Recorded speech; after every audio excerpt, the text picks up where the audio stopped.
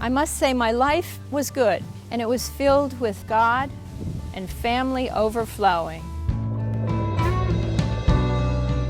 Then they cleared the land with hand axes and built the first 3 cabins of the settlement in 1853. I became wonderful with the cleaver. Let me tell you, I could really butcher chickens. And he wanted Aslag and I to build a dock, a deep water dock, the location of which is the Anderson Dock in Ephraim. Life was wonderful. In 1945, everything changed. I was struck by another vehicle and I died instantly. One of the boats capsized and 15 passengers and 4 crew perished. And had killed 7 of them by that disease, and they're buried on Eagle Island now in unmarked graves. The North Bay Indians would come to our house on Saturday nights, and we'd all run and hide. Ephraim is still in my heart, and I know it'll be in your heart for years to come.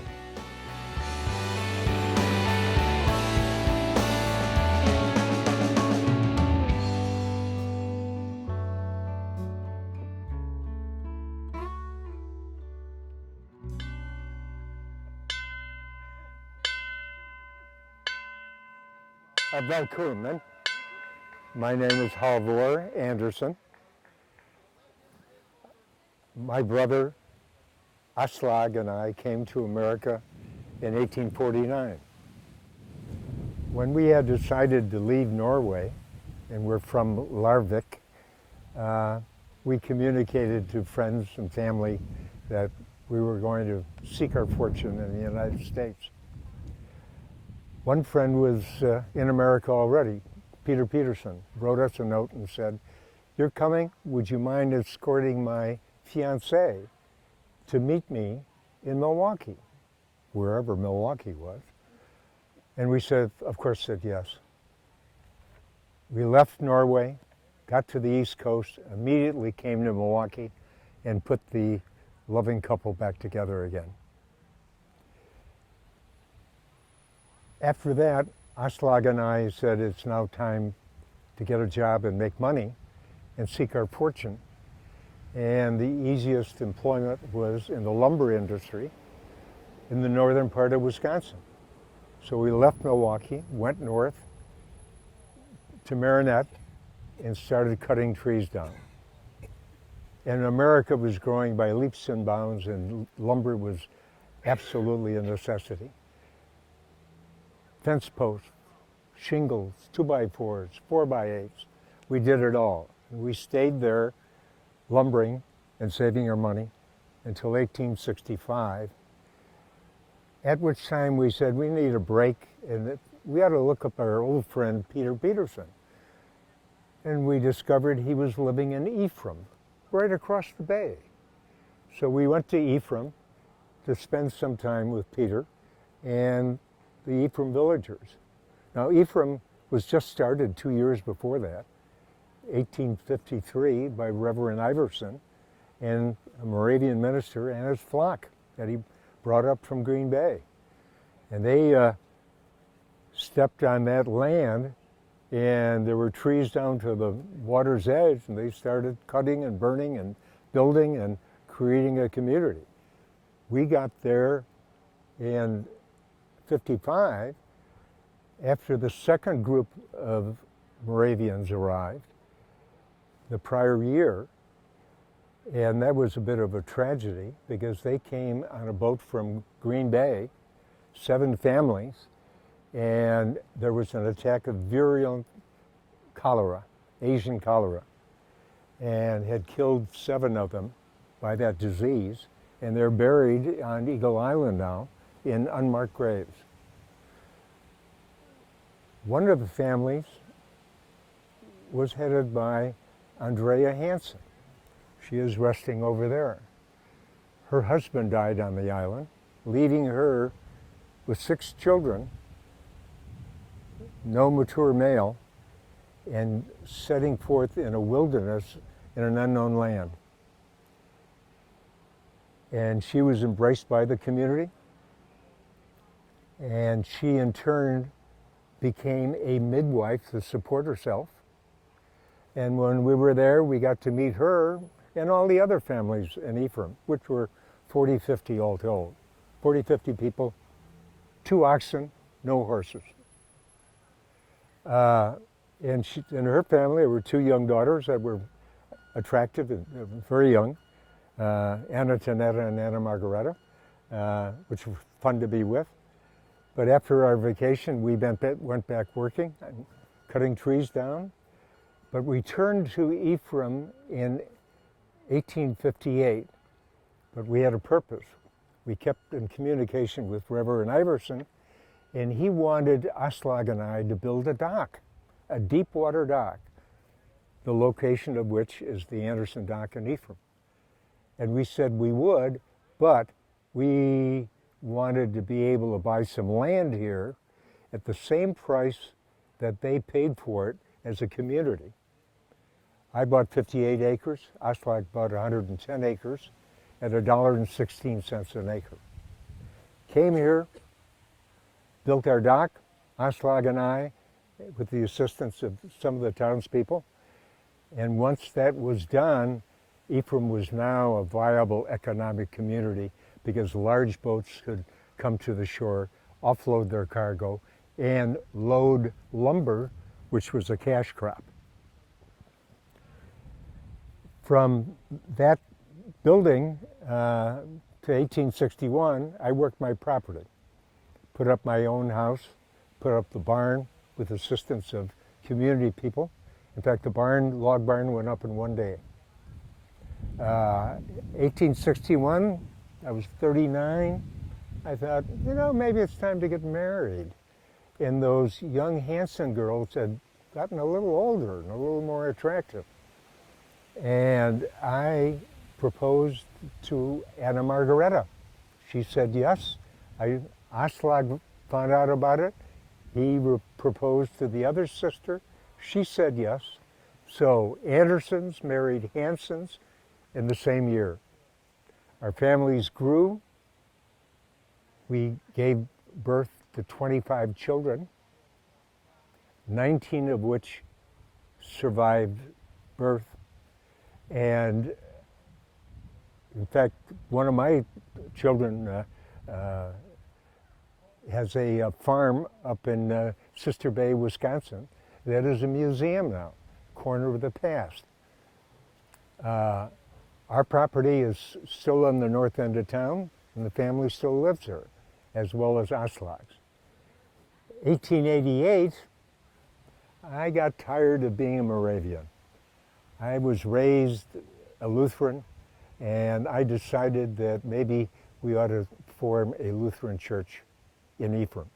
And with some friends, we formed the church, built it. So on Sundays, I took my family to church. My wife and the children went to the Moravian side. I went to the Lutheran side. I was choir master, played a violin, a clarinet. Life was very, very good. Sadly, I had to leave this earth in 1897, outliving my wife and my son, or my brother. But Ephraim is still in my heart, and I know it'll be in your heart for years to come. Thank you.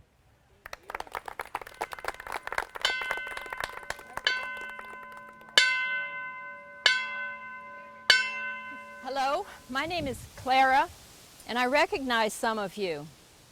You probably know me from the past. I was born Clara Alpha Oneson Scudder, and I was named Alpha because I was the first granddaughter of Abraham and Katrina Oneson, one of the pioneer families to settle Ephraim in 1853. I was one of 10 children. I was born here in Ephraim, and my parents were born in Norway. In 1905, when I was 17 years old, I was the oldest girl of 8, and my mother had just given birth to twins. So it was during those years that I learned how to take care of a family, to cook and to clean, and to wash clothes. In 1914, my younger sister Gordy, Alice Gordy, she's buried over there, had occasion to work in Chicago. And it was there that Clara met a man studying at the Moody Bible Institute. His name was Bradford Morris Scudder, and he came from a long line of missionaries. In fact, his great-grandfather was the first medical missionary to India. Gordy asked Bradford to preach at the Ephraim Moravian church, and to Gordy's dismay, Bradford took a liking to me, and shortly thereafter we were married.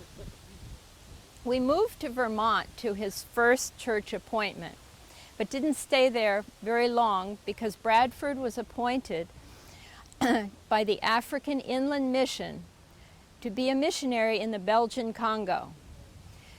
In June of 1917, after gathering our passports together and getting a draft deferment for him, we boarded the Cunard Line, city of Athens, and began our journey to Africa.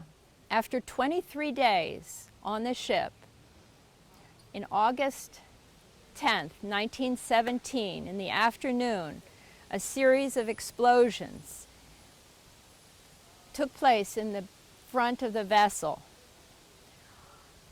The ship stopped in the water and rose up.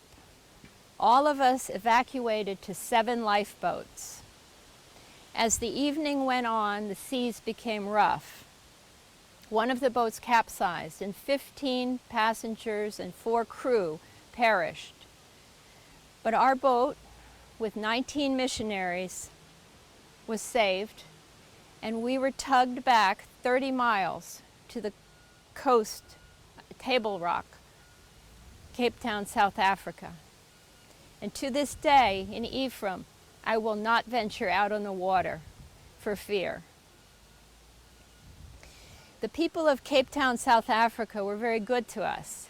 We had nothing. We lost all our money, our possessions. The ship sank. And an inquest was held, and it was found that the German raider, SMS Wolf, had laid the mines, and that our captain failed to abide by British military information to avoid the route he took. But we lived, and we went by train to Durban, South Africa, where we stayed for a while, and then on into Kenya, where we stayed for 2 years and converted many of the natives to Christ. And it was a glorious time. In 1922, I became pregnant and gave birth to a beautiful daughter I named Julia. But 5 months later, Julia died. And my heart died with Julia, and my life in Africa was over. By September, my family here in Ephraim had raised funds for me to return. And I was alone on a steamship back to Ephraim. In Ephraim, I was embraced by the church and my family and friends, and I threw my heart into the choir and church circles. I cared for my ailing father, and life went on. But as a woman alone, I needed to make a living. So I used the talents that I learned as a girl, and I became a cook for some very well-respected people in Chicago, Milwaukee, and Kansas City.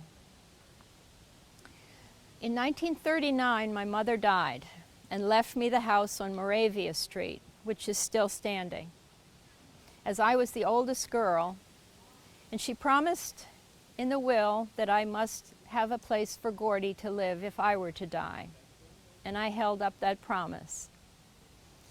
Gordy and I did a few things. We sold eggs.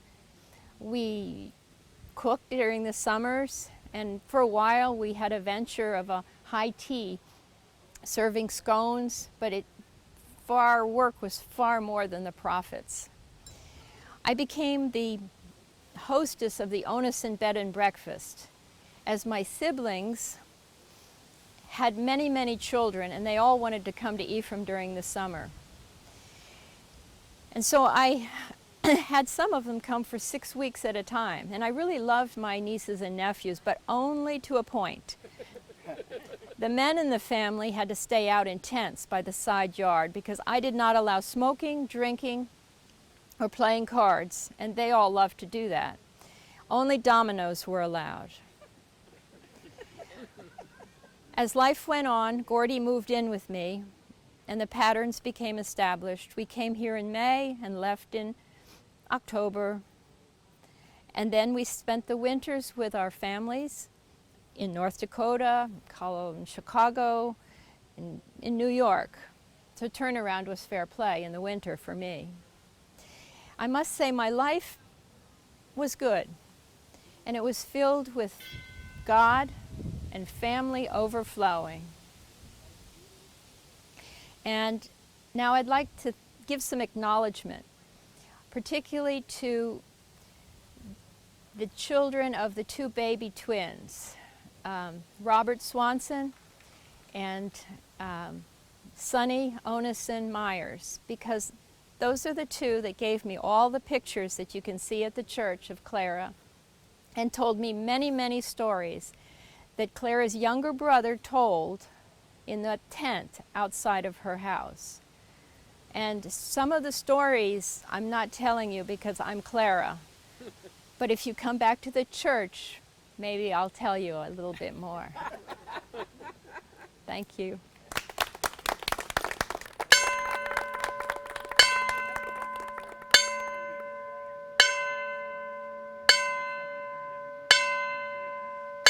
Good afternoon.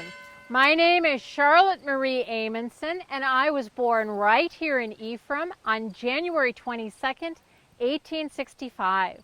My parents were born in Norway. Hans-Jorgen Amundsen and Anna Helena Matheson daughter came to America in 1853.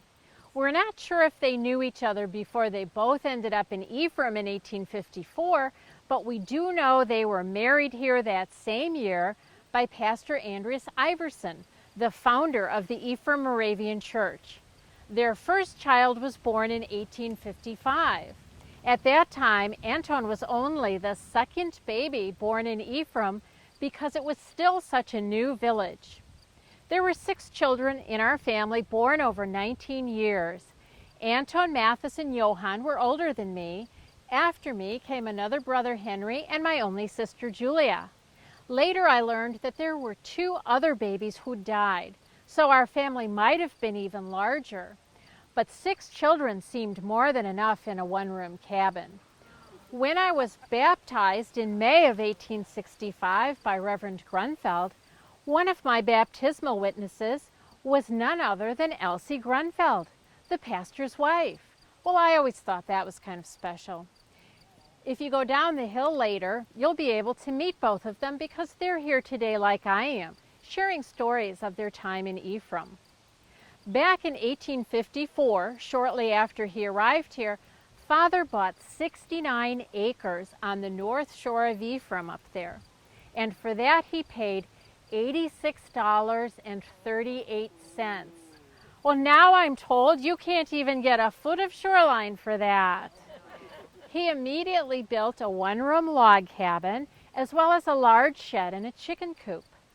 In 1877, we built a larger house on the first plateau up from the lower road. It was made from the lumber lost by a wrecked schooner. And not being wasteful, we moved the small house up the hill too, because a family of 8 can never have too much space. I remember that we had 2 cows.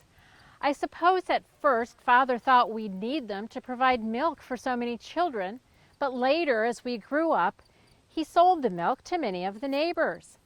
As a girl, it was my job to be part of that process. Anton milked the cows twice a day and brought the fresh milk into the kitchen where Mother showed me how to pour it into the clean brown bowls and wait for the cream to rise to the top. Neighbors who wanted to buy milk walked to our farm, bringing their own 2-quart pails with them for us to fill. Julia and I usually did housework inside with Mother while the boys worked outside with Father. Fabric for sewing was available at the Anderson store, but even though we didn't need to spin our own thread and weave our own cloth, we kept my mother's old spinning wheel that she'd brought with her from Norway. I hear it's still in the family today, and it's treasured by younger generations who think of us whenever they look at it. In addition to farming, my brothers became expert fishermen, and we girls learned how to tend the garden and take care of the animals as well as any of the men, so that those chores would get done while they were out on the bay.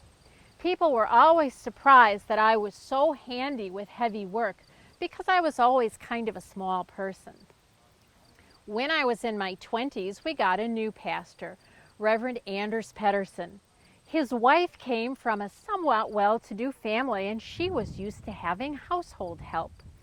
Well, the local ladies were eager to help her adjust, and she quickly managed to learn to manage most aspects of life in the parsonage. Wash day, though, was a whole other thing. We didn't do laundry every week in those days, just whenever it was needed, so every few weeks or so. And when wash day rolled around, it was a big job that took from early in the morning till late in the afternoon. She often asked me to come into town and help her with it, which of course I was happy to do.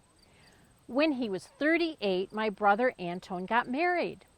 Pastor Pedersen had a sister, Anna Matilda, who came to Ephraim for a long visit in 1886. Well, she never left. She ended up marrying my brother eventually.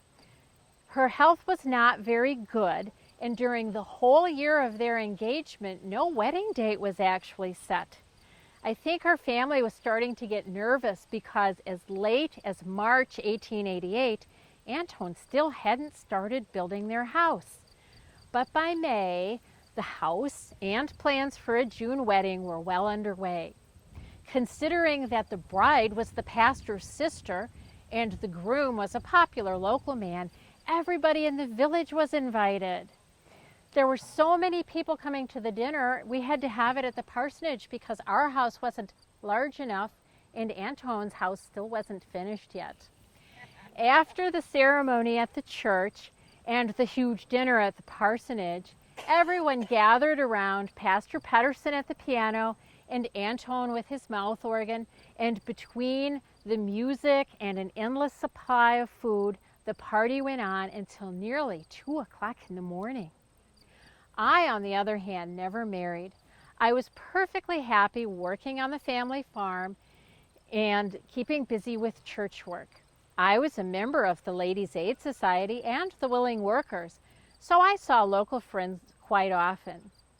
As I said, Anton's wife was not very healthy, and she died in 1905 at the age of 42 from Bright's disease. They'd only been married for 17 years. After that, I moved in with Anton to keep house for him. We still had cows and continued to sell milk. In the 1920s, my cousin's son, Ingolf Peterson, bought some shore footage from Anton and built a cottage there. When the Petersons came to Ephraim for the summer months, their little daughter Anne made daily trips to our farm with her pail to get milk for the family. We grew quite fond of one another and visited back and forth quite often. Sometimes they did grocery shopping for us. It was only a mile or so from our farm to the store in town, and I could walk there easily.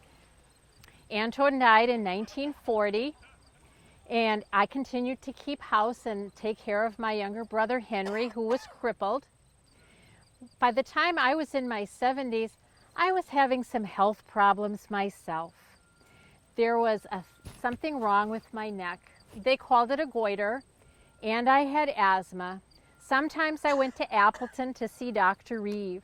He was a summer resident in Ephraim and always quite kind to me. When I was in the last year of my life, I broke my arm, which was quite annoying. I knew I'd have to see the doctor. When I walked to town so he could set my arm, I made sure to bring my basket along so I could get some things at the store on the way back. There's no point in wasting a trip to town. When I died in 1945, Pastor Weingarth wrote many nice things about me. He even said I had the character of a saint. Well, I was a gentle soul, loving and trusting, but a saint, I think not. Thank you very much for listening to my stories of time in Ephraim. I really enjoyed visiting with you this afternoon. Thank you.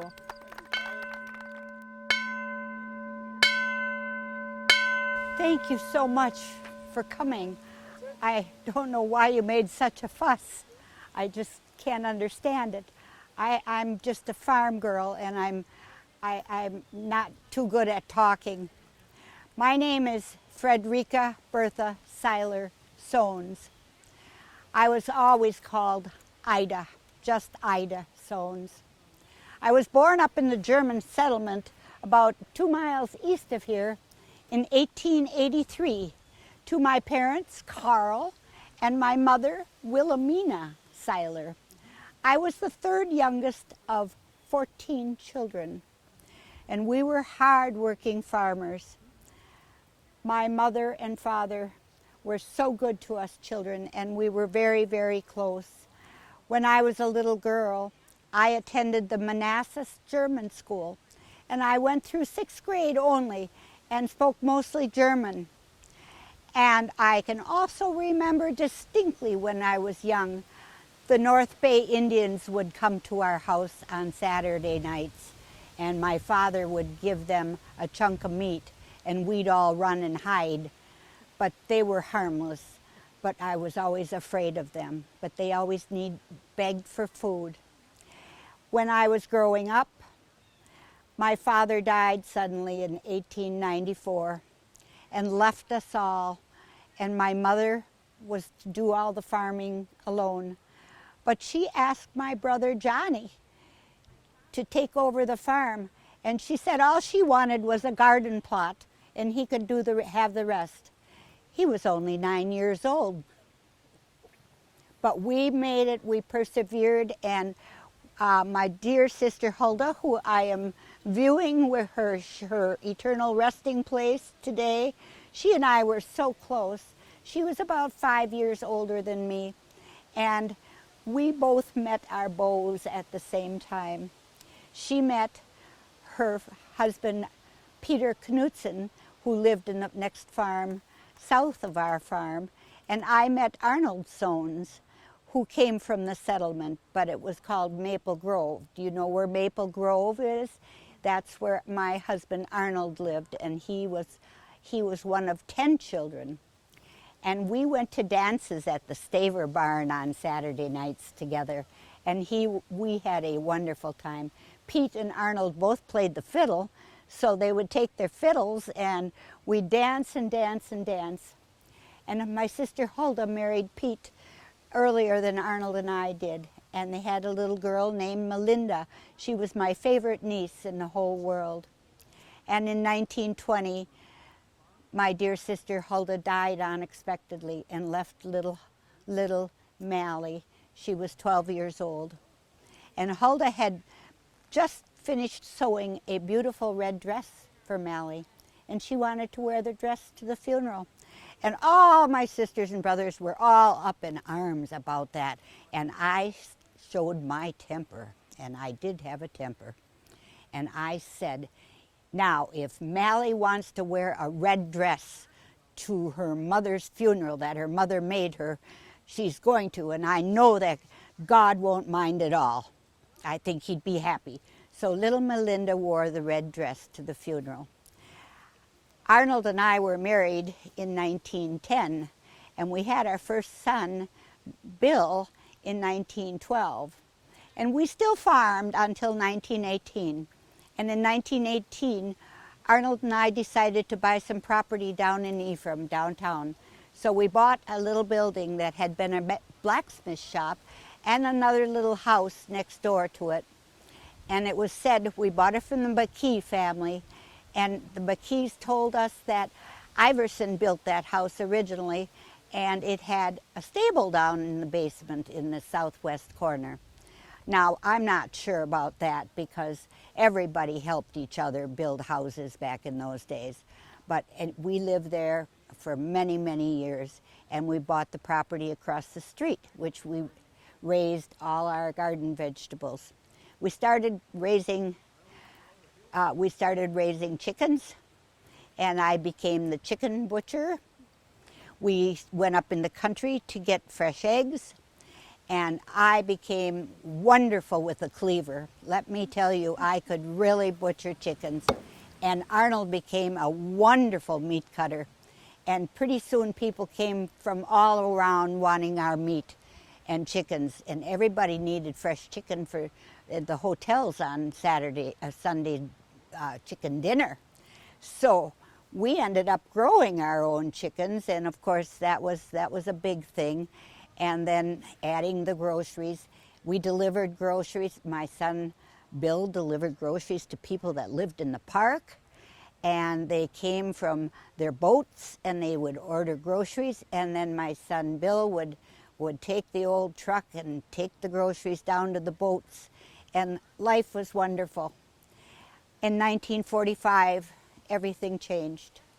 The war was happening.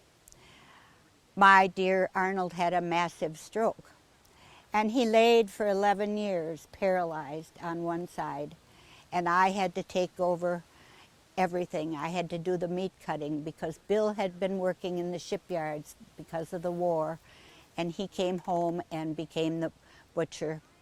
And my son Glenn was in Germany on a tank runner at that time, fighting in the war. And so my whole life changed. I went from being a happy lady and enjoyed parties and enjoying Ladies' Aid to being a very, very angry, sad lady. I turned over my store to Helen and Bill. Helen, my sister-in-law, had been a teacher in Ephraim school, but then when she married my son Bill, she had to quit teaching, so she helped in the store. And I must say, I thank her so much to this day, because I only had 6th grade education. We would charge to people all summer, and nobody would pay. There was no money coming in all summer. And then when the people left in the fall, they'd come and pay their bills. And because of Helen's expertise, we were able to live all winter in the black until the following spring. And I thank her, and I thank you for coming and listening to my story today. Thank you so much.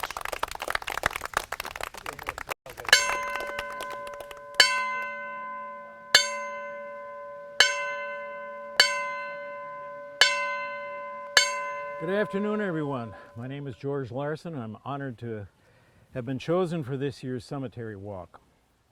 I was born in Tvedestrand, Norway in 1859. I had a very adventurous spirit in my younger days and decided to strike out for America in 1882. I arrived in Ephraim in June of that year in search of a new way of life.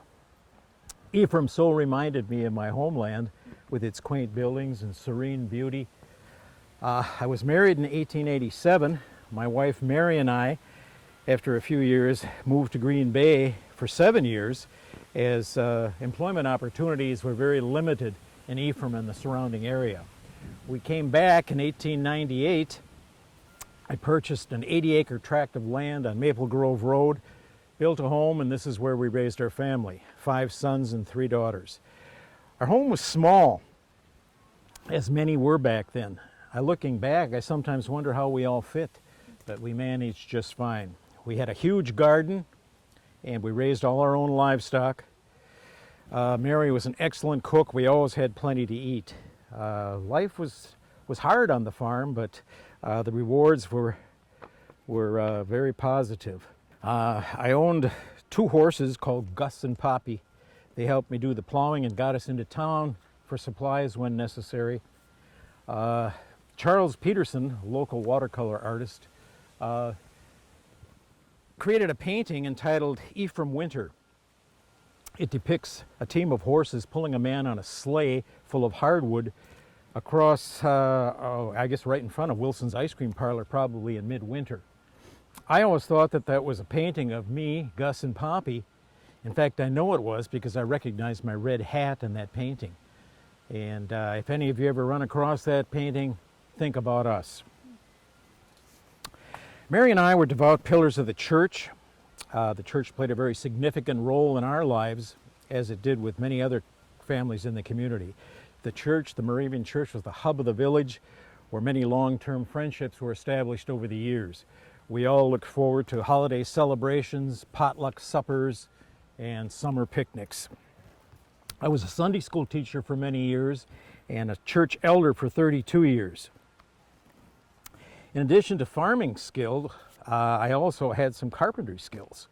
I established my own business as a building contractor and built many homes in the Ephraim and surrounding area. Some actually are still standing.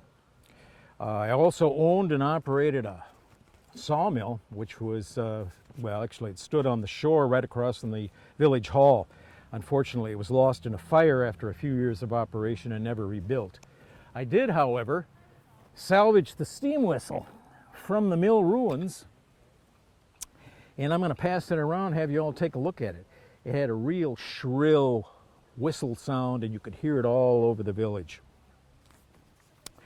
I was a passionate boat builder, and I constructed many over the years, although I doubt any of those are still afloat. I was also the village undertaker for a period of time.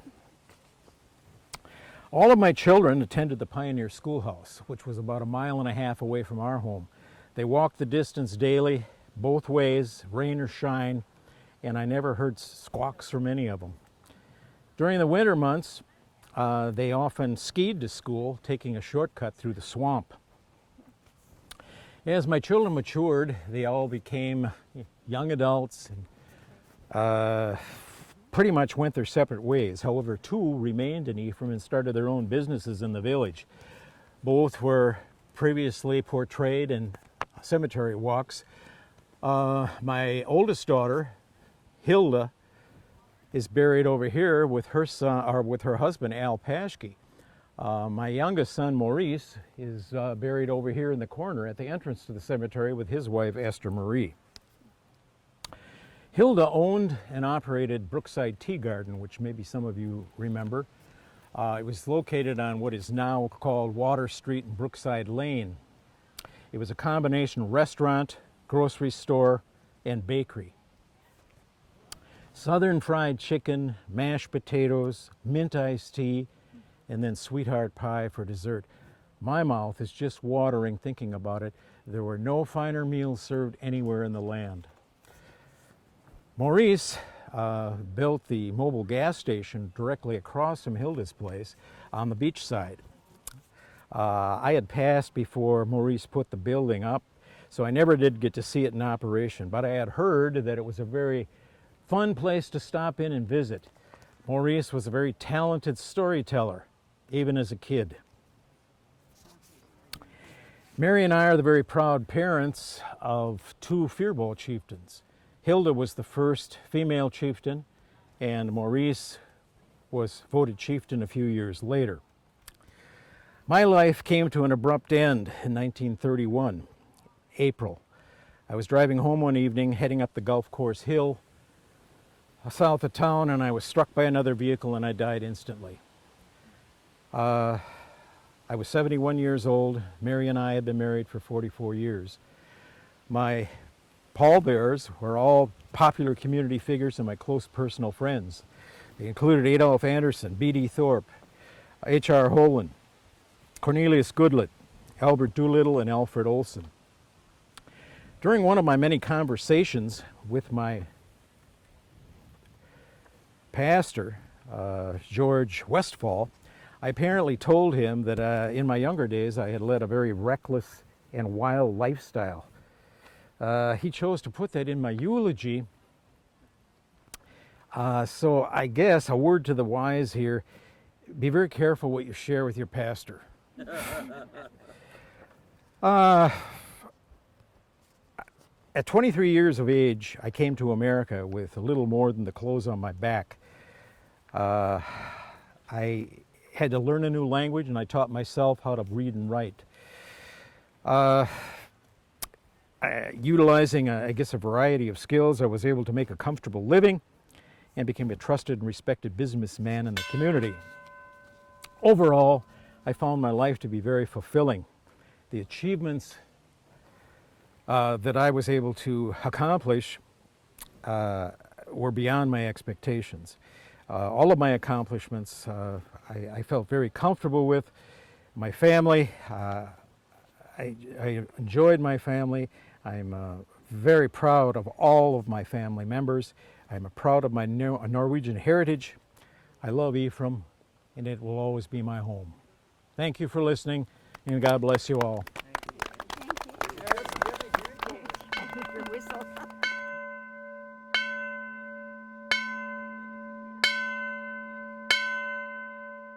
Welcome, everybody. It's so nice to have so many outsiders in Ephraim. You know, we don't get too many of them these days, in my lifetime anyway. My name is Maria Elisa Loading Groenfeldt, but you can call me Elsie. Everybody here does. Please realize that I'm forever 43 years old, the age that I was when I died in 1879. I was lucky, and I married a wonderful man, and I lived in this beautiful spot, but life was hard, and I'm afraid that it's made me look older than my years. I was born in Denmark in December of 1835 and came here in 1864. My husband and I came after he was ordained at the Moravian church in Groenfeldt. The congregation here called him JJ, but I always called him by his birth name Hans, and he always called me by my birth name Marie. I know you probably think that I should be telling this story up in the corner of the cemetery where I and my children are buried, but you know, I love Ephraim, and I love wandering the village and coming back to the home that I so loved, and the beautiful view that will never get old. We were called by the congregation to replace Pastor Iverson and his poor wife Laura. Who were asked to leave, and it was such a sad situation. We were to experience later some of the same sorrow that they had felt on losing their children, which was not an unexpected event in those days, but still heartbreaking for both father and mother. However, a year later, in 1865, all was joy when our first son, John, arrived after just a year, with Samuel following 2 years later.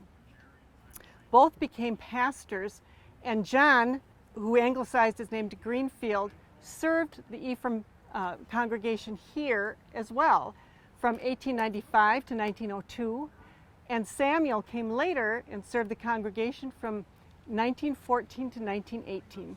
They loved Ephraim as much as we did, and were so glad to be able to return for a while.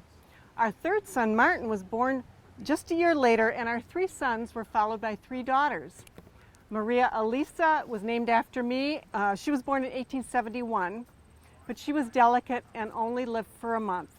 And in 1871, our little daughter Hannah was born, but she, like her oldest sister, was delicate and only lived for a month. I always wondered if our big house, which was drafty in the winter, was the reason that our winter-born children didn't survive, while our summer-born children did. In spite of that, I loved my home, and I never tire of the beauty of Ephraim, particularly on a day like this. The work and the losses took a toll on me, however, and despite my strong faith, when my oldest son was 14 and my little daughter just 7, I departed this world for the cemetery up on the hill. My beloved Hans remarried not long afterwards, bringing Catherine, also from Denmark, to take care of the children. Sadly, only a year after, our son Martin came down with illness and left the world as well. Only 11 years old, he joined me in the cemetery on the hill. But as I said, I do love to come back and visit my old home. It has one of the loveliest views on the peninsula. In fact, my husband And Catherine owned this house for nearly 20 years after he and Catherine left for Fort Howard in 1883 with the 3 children. It was rented out for much of that time to the third Moravian pastor, Pastor Pedersen, and then afterwards to other people in the summer. And sometime around 1912, Hans sold it to Mr. and Mrs. Walker, whose family ended up owning the house for nearly 90 years. Now, I don't pay too much attention to that. It looks pretty much the same as it looked back when I lived here.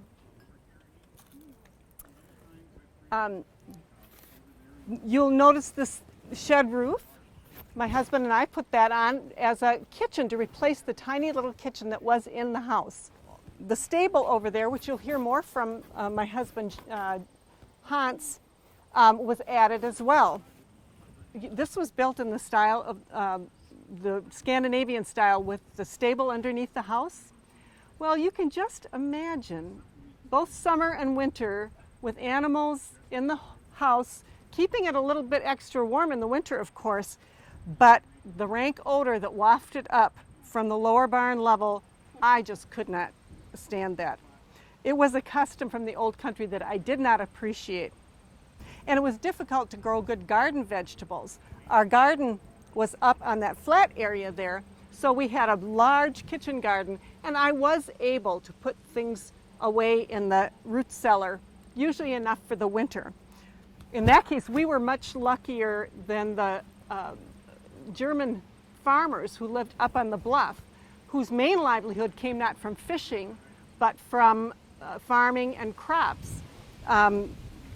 It was very difficult for them to find enough dirt to grow good crops and to survive year to year.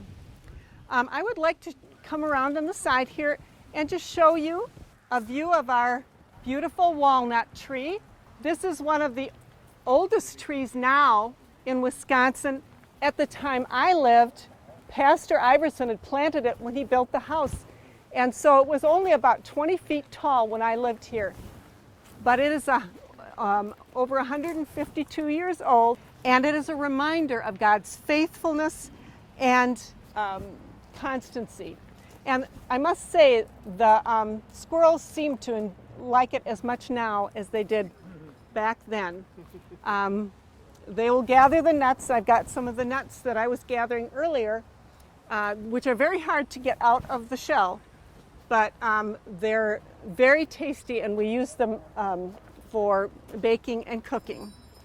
Now, I would like you to take a look at our beautiful stable, and my husband, Hans, will tell you a little bit more about it. That was his gift to me, so that we could, he built that so that we could get the animals out from underneath the house. That was the entrance. Now, and if you go in there now, you will have to duck your head because, of course, folks were not as tall normally as they are now. But the floor was bedrock, and there were two stalls down there, and there were pantry steps that came up, so that once we had built the extra kitchen, we could go through the pantry, down the steps, feed the animals if we needed to, or get things out of the root cellar and come back up inside. And it was such a blessing so that we didn't have to go out in the cold winter weather. So it's been very nice to meet you, and I hope you enjoy the rest of your tour of Ephraim. Thank you, Maria.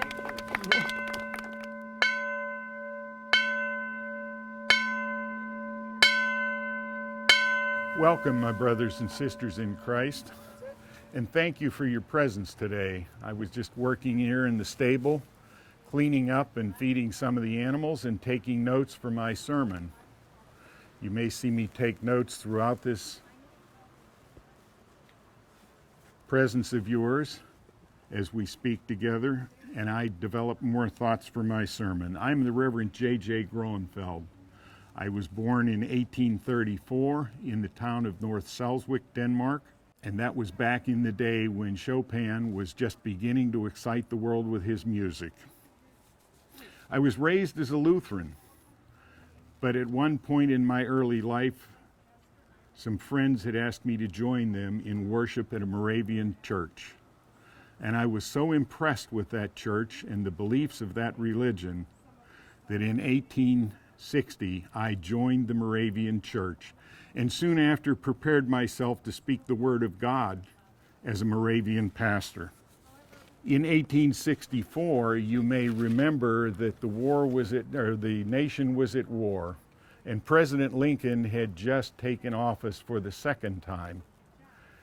Ulysses S. Grant had taken command of the Union Army, but that war would rage for another year before we came to peace in this nation. I was 30 back then, and that's when I met my wife, Marie Elise Loading, and we were married. And through the divine guidance and the asking of the provincial elders of the church, we moved here to Ephraim to take Reverend Iverson's place. I bought Reverend Iverson's home, and sometimes I find that very peculiar to say, because I lived in that home for 19 years. I built the kitchen onto that home for my wife. And you'll see that Reverend Iverson built a rather large home, and he did that so that he could prepare worship services and hold worship services in his own home in the parlor until the church was constructed. He also built it in the style of our homeland with the stable underneath the house. And that was great, for in the winter it provided much heat to the house. But in the summer, well, how should I say? Sometimes it was a little bit too fragrant for my dear wife, Marie. The animals, of course, never seemed to mind, but Marie surely objected. So that's when I built this stable. And you see, I like to come out here to this stable and enjoy the peace and the solitude among the creatures that God has provided, and learn the lessons that I can from those animals and write my sermons. You see, the animals, they never quarrel with one another. They're not judgmental, and they provide so much bounty for our table that every day I thank God for them. And then there is my horse. I've not had him in my keeping but for about a year, and I've never named him. But I often think I should call him Moses, because he leads me to promised lands. You see, I travel a wide area in my preachings. I teach or I preach in Sturgeon Bay at the church there, here in Ephraim at the church behind you, over in Blossomburg at the schoolhouse. You may think that's the park, but it wasn't when I was here. I sometimes go to Sister Bay, Claybanks, and even to Menominee to preach in private cabins and to prepare sermons, marriages, and baptisms for those brothers and sisters. Why, I was just up over the hill at the German settlement. I have to preach to them, of course, in the German tongue. Well, you see, it would do no good to preach to them in Norwegian or in Danish. They wouldn't understand a word of it. Sometimes I have to catch myself so that I preach in the right tongue. But alas, I'm way off and ahead of myself. You see, I was not the one that had it difficult.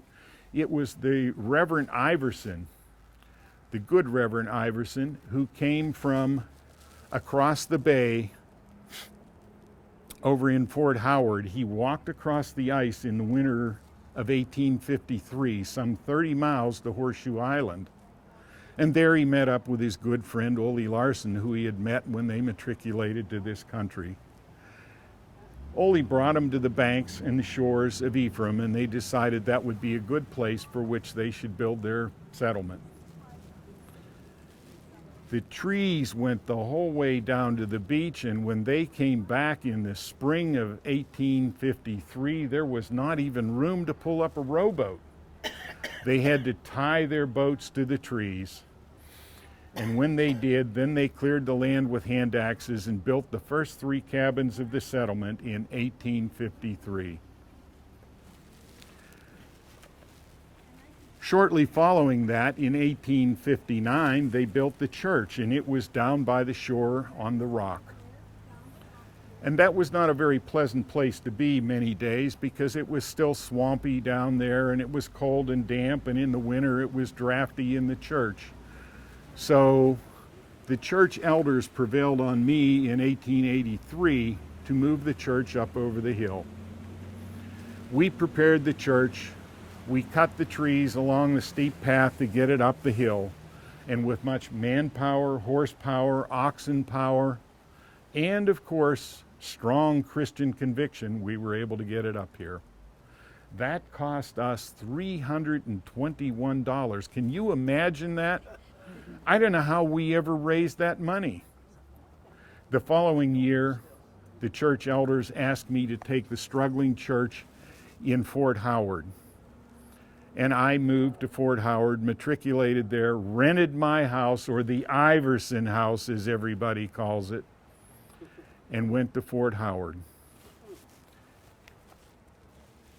My deepest regrets and my most sorrow days were the days when I lost 3 of my children. 3 of the 6 children we had were taken by disease. And shortly thereafter, I lost my dear wife in 1879, and she went to rest in the hands of God. But as you know, I didn't think I would ever be able to survive that. And yet God works in strange ways, and I found my second wife and her dear friend, none other than Catherine Dudas, and we were married. The greatest joys in my life were when my 2 sons took over leadership of the church here in Ephraim as pastors. My oldest son, John, changed the name to Greenfield. He thought that was more American. That was okay with me, and I was proud of him because he had taken leadership of the church. At one point, when he was studying to become a minister, he was asked to come and help the brother Matson, because he was the only one that could preach in the Scandinavian tongue. Later, he resumed his studies, became a minister, and in 1895 to 1902, he served the church here. He was followed by his brother Samuel, my youngest son, and Samuel served the church from 1914 to 1918. But I never saw him finish his term here, because when I was 82 years old, 4 months and 11 days, I was lifted up by the arms of our Heavenly Father to rest in His arms for eternity. Thank you for coming. May the Lord richly bless you as He has me, and I think I will get back to preparing my sermon.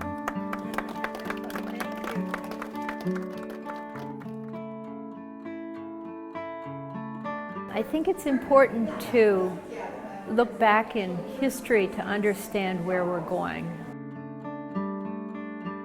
We need to leave some sort of a legacy behind to some of our children and our great-grandchildren, grandchildren who have not asked yet, but someday they will.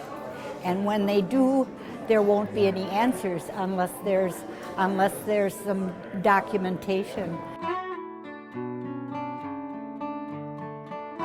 Well, I think the importance of it is it just shows you a part of history that is gone now, and you know, this kind of preserves it.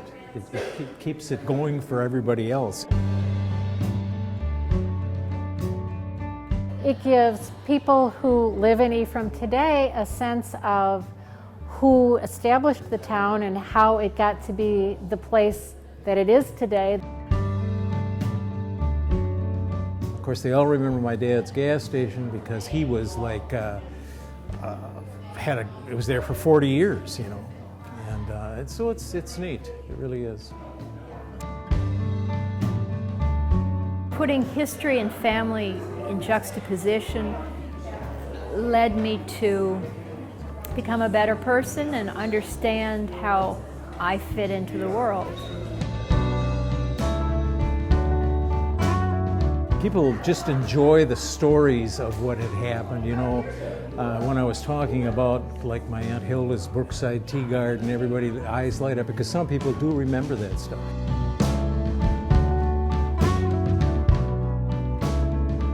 social mores have changed over time, but people are basically people with the same secrets and the same frailties and the same desires that go back millennia.